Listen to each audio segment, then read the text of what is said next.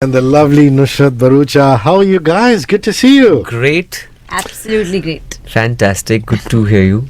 Always. Yes. Brother, everybody talks about your instinct for a script. Ekta Kapoor said that at, I think, at the trailer launch or, one of those functions. He said, you wait for Ayushmann to read the script and you know if you have a good script that he'll react well. What's the trickery in there? I mean, what is it that, it's like selecting the right song, isn't it? I mean, what is it about a script that you're able to pick out? Or do you just give it a seamless read? How does it work? It's just the basics should be right. Like, number one, that it has to be the first attempt in Hindi cinema. Number two, it has to last for 2 hours. And number three, either the director or the producer should be credible. Yeah.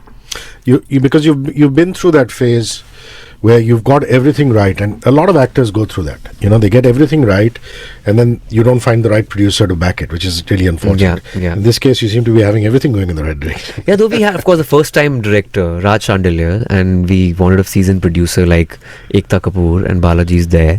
So it was a no-brainer for me. The script was fantastic. We have like laugh-out-loud moments. Every single scene of the film is supremely funny. So technically, this is my most commercial / masala film. It's diagonally opposite to Article 15, my last venture. So this is equally exciting. Which is actually on an OTT platform now, and I managed to see it the second time around, and you appreciate the nuances even more. Spectacular film, so well received, and like you said somewhere before, these are the films you want to do. Straight from the heart. You don't look at any of the commercial trappings, which is why you need the dream girls of the world to do well. Absolutely. Dream girls of the world give you the confidence to choose films like Article 15, where you don't think about the box office success. You just do it as the social responsibility of an artist. Yeah.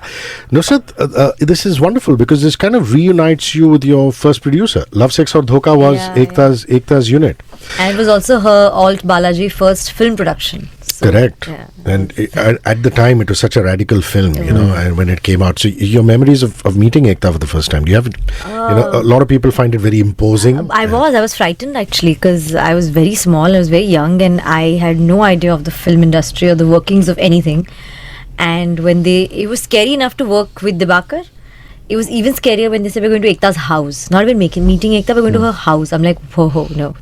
I don't want to go. Can I just hide in the back? Can you all be in the front? I do that. I hide behind people and walk so that I'm least noticed. But I remember she screamed out my name and she said, Nushrat, come here. And I turned in absolute astonishment. I said, she knows my name. How? I was like, hi. How do you know me? I've just come to your house.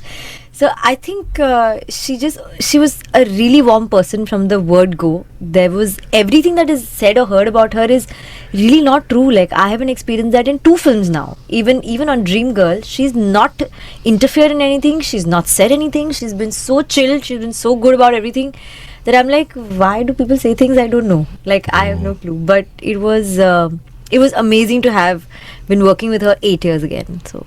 So Vicky was just here before you rolled in. Vicky Kaushal was here, and he said he was one of the first people to call you, and apparently he was filming for Takht, and he called, and you have this whole Punjabi Munda connection, and he can speak in Punjabi with you, uninhibited, not having to worry about you not understanding or any of that sort. So I love that camaraderie. So where were you? I mean, he said he was filming Takht when he called you. I was shooting for an ad film. And I was in between shots, and after giving the shot, I came back after 5 minutes. There were 50 odd missed calls.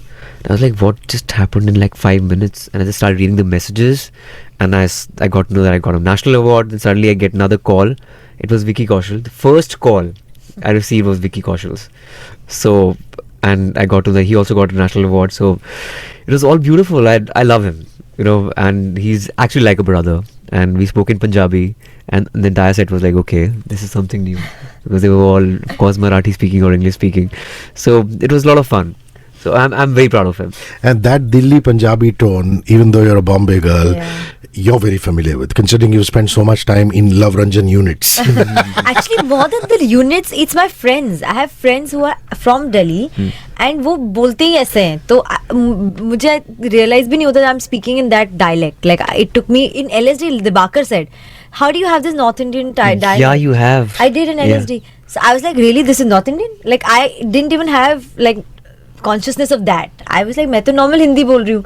So I've never picked up the Bombay Hindi only. But you have like better Hindi than average Mumbai person. Yeah, You do. There's no doubt about that. Yeah. You know, Apar once said to me, your brother, and he said, Bhaiya makes everything look very easy. He said that he would be in coaching camps and slogging for 6 months, and you just show up and you just bowl wrong ones and get people out. Which might allow people to think that, सब कुछ इसके लिए बाएं हाथ का खेल है.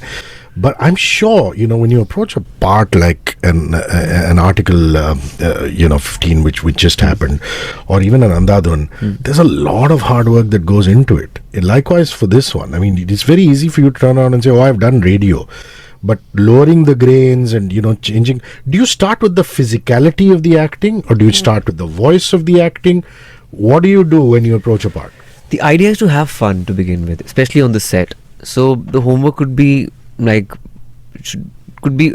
like for Andhadhun, for a film like Andhadhun. Of course, I had to take training for playing piano and meeting a lot of blind people, and you interviewed me for that also. And for Article 15, it was just the empathy, like knowledge about casteism, or read about B.R. Ambedkar, whatever he had to say, and that was it. And of course, I've grown up with IPS officers. Tahira's grandfather was IG Punjab Police, and I have a lot of friends who are in police, or maybe who are sons of police officers. So that was to crack the body language was not that difficult. So it's observation. It was just the empathy towards the underprivileged which was required. So it was mostly reading and nothing else. And a Dream Girl? Dream Girl. Okay, so it started when I was 15, when I used to call my girlfriend. Whenever her dad used to pick up the phone, I used to just pretend to be a girl and, hello uncle, क्या मैं बात कर सकती हूँ? So just like that. So when you're 15, you're trying to hit the puberty and you can just mimic like a girl easily. I want your opinion on this. I mean, mainstream Indian popular culture is full of people who are cross-dressing. Sunil Grover has made it into such a fine art. Krishna Abhishek does a great job. But then you look at ancient India and you see all our Ram Leelas. Yes. And it was always men who were dressing up as women. And in that case, you could argue that cross-dressing has always been there. What do you think of that? Men dressing up as women and doing what they're doing, and in his case, doing it exceptionally well. I think, I wasn't then, so I wouldn't know when that happened. But to watch it now, if I had to watch it now, of course, a part of it is done to be comical, and I think the comedy of it is intact with the fact that a man is pretending to be a woman and walking like that, talking like that, holding the dupatta, doing all those ada and nakras. I think the comedy really comes through with that, and I'm totally okay with it if people are having fun with it. And Ayushmann did a great job with it. I don't even think you can tell that he's not he's not used to this, or he's not familiar with this. I said, how is he doing this so easily? Like, people would struggle for a while, but he didn't. When he walked in as Radha only, I'm like, कि actually बहुत सुंदर लग रहा है. What is this? No, but I have to say that about you too. You're such a natural actress, isn't she? I mean, of course she can do hot with her eyes shut, like Dhaga Lagli and stuff like yeah. that. But I'm just saying, even as a performance, it's just you light up the screen, with the sheer natural way which you go about things. So I know that you're his love interest in the film, but what is the part? What does she do? And who is she? She's a girl who's very close to sort of her family. She's studied home science. Her main thing in life is to kind of make a home, and she believes that is a really important job. I think that kind of goes a long way to run a house and kind of make sure everybody's working fine. And there she meets this boy who kind of likes her for who she is and what she is, and they just hit off in that one mulaqat. That's why the song is Ek Mulaqat. And then she gets caught up in his mess of things, because she doesn't know him as Pooja. She only knows him as Karam. And then when this entire thing breaks loose, she's like, what is going on? I'm sorry, I'm here trying to make a life with you, and you're suddenly this new person. And then how we get entangled and we finally get out of it is her. There are two people in the industry. One is Mahesh Bhatt Saab and one is Annu Kapoor. When they start talking, they're of course an ocean of knowledge, but I mean, you can't get a word in. You have to keep. And I imagine, having spent so much time with him on sets, You, as it is, are a great listener. Yeah, I'm a great listener, that's for sure. Full of patience. And I remember when I was shooting for Vicky Dona, I got to know about all these trivia stories, whatever he does on radio. So I know about these stories since time immemorial. So yeah, it's fun being with him. And in that aspect, you must also soak in a lot of interesting stuff, because there's a lot of stuff that, he talks about. And as a performer, you can also pick on some of those things and use in your performance, Of course. He's such a seasoned performer, like from National School of Drama. He's done street theatre. Acting is actually in his blood. Like his father, his elder brother, they're all into performing arts. And his energy levels are somewhere else. Like he's 60 plus, but he thinks like a 25-year-old. And you guys have that when you have a scene together. I notice you might not even be like really thick of friends outside. You probably meet film to film. I don't know, but you seem to have that little something. You know when to react to him, and he knows when to react to you, which happens with very few actors. Your first film is closest to your heart, and of course he was my co-actor in Vicky Dona. He got a national award for that. And he's got great sense of timing. He's very versatile like that. Even emotional scenes, he's very versatile. So in this film, again, he'll be like stealing the show. I'm saying it like right now, blatantly, because he's got one of the best punchlines in the film, the best character arcs in the film. He's amazing. One of the things, Nushrat, that Dream Girl talks about is the fact that India or worldwide, human beings are lonely creatures. And the West now has finally woken up to the fact that maybe one of the reasons you can avoid people committing suicide is by having helplines. Yeah. And they need not necessarily be sex helplines, but just someone to talk to. And that seems to be a very important part of the film, even though it's done in a comic way. So just the thought about that, of having somebody to talk to on the phone line, a puja or whoever. I've actually said that in a few interviews. I said it's amazing that they've only fallen in love with his voice. They've not seen who Pooja is. They've not known who Pooja is. Just by sort of talking to them, she's been able to win them over in a way. And that kind of goes to say, and every character, if you kind of, the world that they show has somebody in their life. It's not like they're living alone. Like somebody's married, somebody's in the middle of friends, somebody has a, set of office friends. But they're all really lonely in their own space. And they take to this Pooja, who's just somebody unknown, who they don't even know. And they've made her their dream girl. Just by that one conversation. So maybe I feel like you don't even look at somebody sitting next to you, whether it's your family or friends. And I think that's where the loneliness really comes in. It's not that they're physically alone. They could be in a room full of people but still feel lonely. So I think that sort of company and validation from some unknown person sometimes kind of makes people feel better than your own sort of. That's very beautifully put. That you can still be with people but feel very, very lonely. That's a wonderful, wonderful point. I remember when we were kids, we were woken up and made to see Mahabharata. Put in front of a TV and said, you've got to watch it. And it would open with, at the time I didn't even know it was Harish Bhimani's voice. This beautiful voice going, Main Samay Ho. I remember meeting him years later, and even his daughter, and say, man, you were it for us. Any voice that you heard as a child which just stood out for you? It could be something in a commercial, something on television or radio, or just somebody you heard on the phone, a voice that you went, wow. And I'm going to ask both of you that question. For me, it would be Amin Sayani's voice, of course. Unmistakable. I was just going to say the same thing. Akashani, yes. Because it's nostalgia for all of us. And it's wonderful it's coming back, because you see all these Karma sets and all that. They have a lot of his voice. Yes. A lot of restaurants use his voice. There was this Bati Chowka restaurant in Lucknow I went to, and they were using Amin Sayani's. They personalized the entire radio show. That restaurant just playing there. Ki aapka yahan par swagat hai, stuff like that. So it was a lot of fun. So yeah, his voice maybe. And I have to add to that, saying that he always used to start with Behno or Bhaiyo, which I think is such a wonderful thing to do. It is. The rest of us say Bhaiyo or Behno. Nice. I didn't even notice that. Yeah. So that's quite. It's amazing that you would say that. I can understand him because he's a radio boy. You being the millennial and this and that. I mean, Sayani, that's quite cool. Yeah, but I listened to a lot of radio. I was interning at a radio station when I was in college. But I listened to a lot of radio. I think it's more than radio, it's music for me. You interned at a radio station? Yeah. Here in Bombay? Yeah. How cool is that?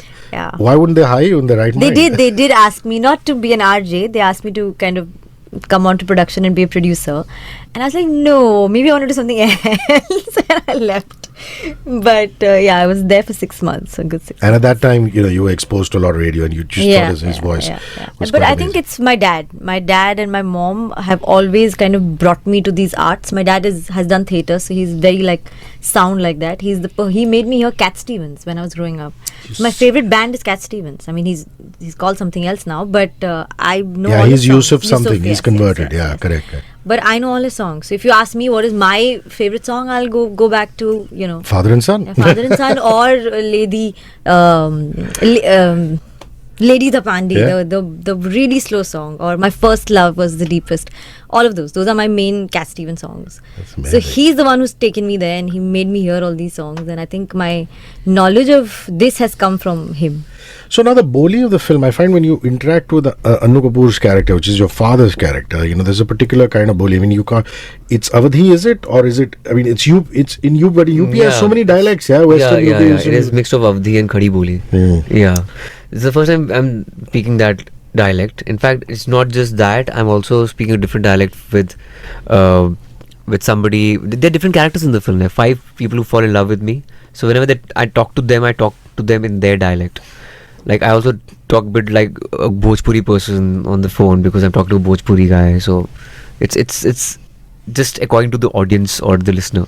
After doing what you do in Dream Girl, do you have more compassion for call center agents who call you?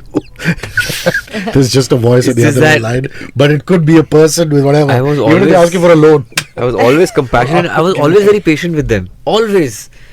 I always to answer them patiently, but now I don't pick up calls from unknown numbers. So yeah, earlier I used to be very patient with them. Is that the same with you? Are you able to be more patient with them now that you know that there's a whole life behind those voices? You make up stories. I kind of say, I said, no, you've called the wrong person. Oh no, yeska number tha. Now it's a new number. It's come to me. You're calling the wrong person. No, I don't have a business. No, I'm not running an enterprise. No, I'm not this. I'm a student. I'm 12 years old. I'm studying. Like I do these things. So they're like, what is going on? Like, is our data and is our R&D wrong? So then they only hang up. So I have fun with it. Like I kind of give it back to them in like a fun way, and then there's banter, and then after I hang up, I laugh. Sorry, I hope they also laugh. Like I don't know, but it was fun. So Raj Chandelier, I mean, he's a debut director. We don't know much about him. He hasn't even done the rounds of the radio station as yet. We know that he is part of the writing team of Comedy Circus and a few other shows. So just a little bit about. He obviously has a lot of conviction to be able to convince you as a first-time director to hop on board. Yeah.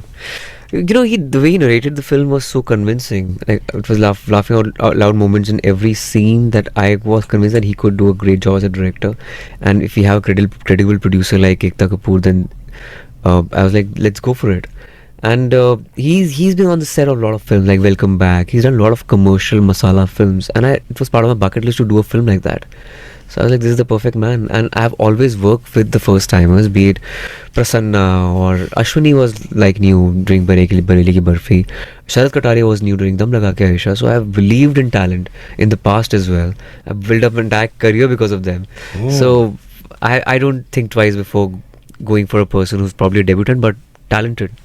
So have you. I mean, you're no stranger to debutant directors, but the fact that you're in a space in your life when you're doing all these wonderful films with diverse filmmakers, as opposed to the same clique or the same setup that you were part of.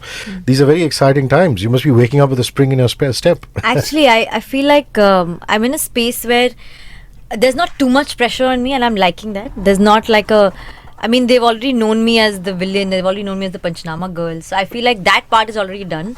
There's such a wide canvas of things I still can do and I want to do, that it's supremely exciting for me to get up and say, yeah, I want to do this film. No, I want to do this film also. I want to do this film also. Like, I think I hear a film and I hear a narration, and if the story is just something that takes me, I want to be a part of it. Then I'm living that story every day in my head. Like, I'm actually being that person and living in that world and saying, isne isko aise bola, fir ye hua, fir. So I go into that place.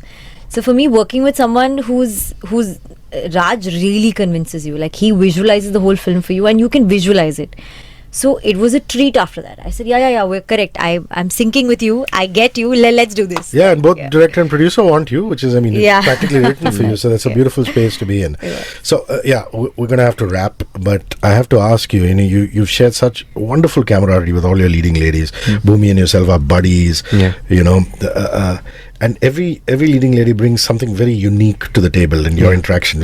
So your feelings about Nushrat. I'm sorry, I can't ask you behind her back. She's in the room, Nushrat is, sometimes you discover certain things. Like, she is into poetry also and ghazals also, because I remember the first day when we were shooting and we had an off the next day, so the entire crew was partying, and then I discovered that she likes ghazals also, because I don't get to know about co-actors who like ghazals like I like ghazals in poetry and Urdu poetry. So that's phenomenal. So she's a true artist, and in this garb of commercial heroine, she's an artist, which is great, and that's a good revelation. That's enough reason for him to get invited for a bori meal to your house. Oh, I'm sending him A food. thal. 100% sending him food. Listen, you guys are lovely. Thank you for your time. Thank and you. all the best. Can't wait to see Dream Girl. Yeah.